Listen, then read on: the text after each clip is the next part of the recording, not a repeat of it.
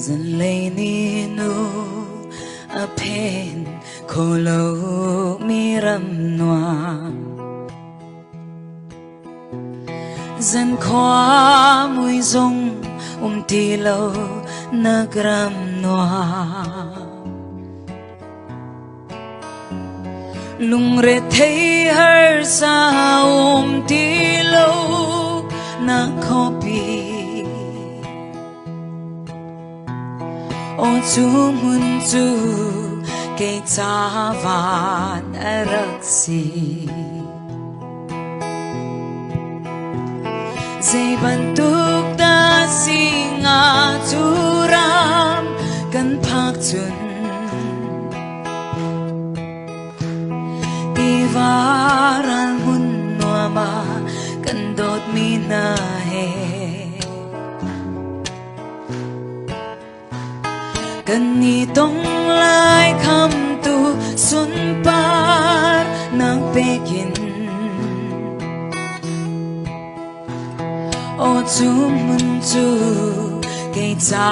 van araksi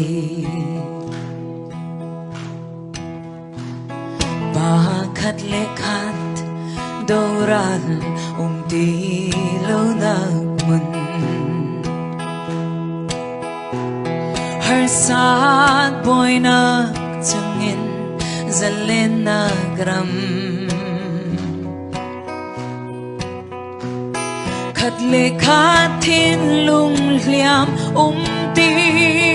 lâu nạc chu o chu mun chu ke cha van araksi dây bantuk ta singa churam kan phak chun tivaran hun nuama kan dot mi na he kan ni tong lai kham tu sun par na pekin o chu mun chu ke cha van araksi. I don't know how to say this, but I know that most of you here have lost their loved ones. And it's hard to let go in this world. But we're gonna see them again one more time. That is forever, eternal, in heaven. We're all gonna see them again. So fear not and walk with Jesus one day at a time.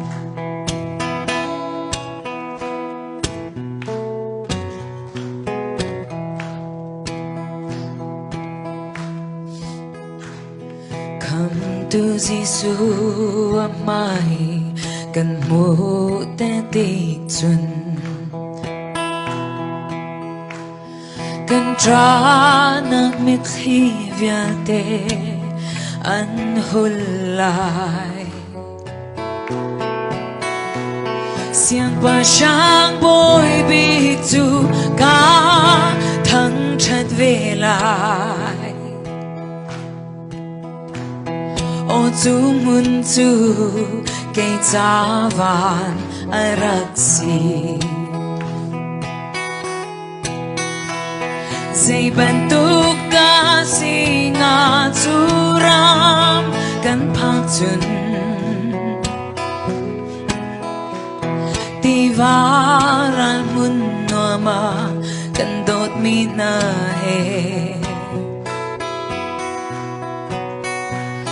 kan ni tong lai kham tu sun par nak pekin o chu mun chu ke cha van araksi kan ni tong lai kham tu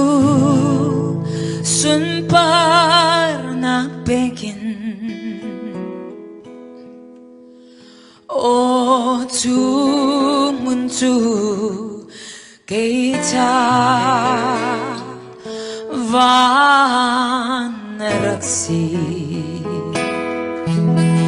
Nel pomeriggio,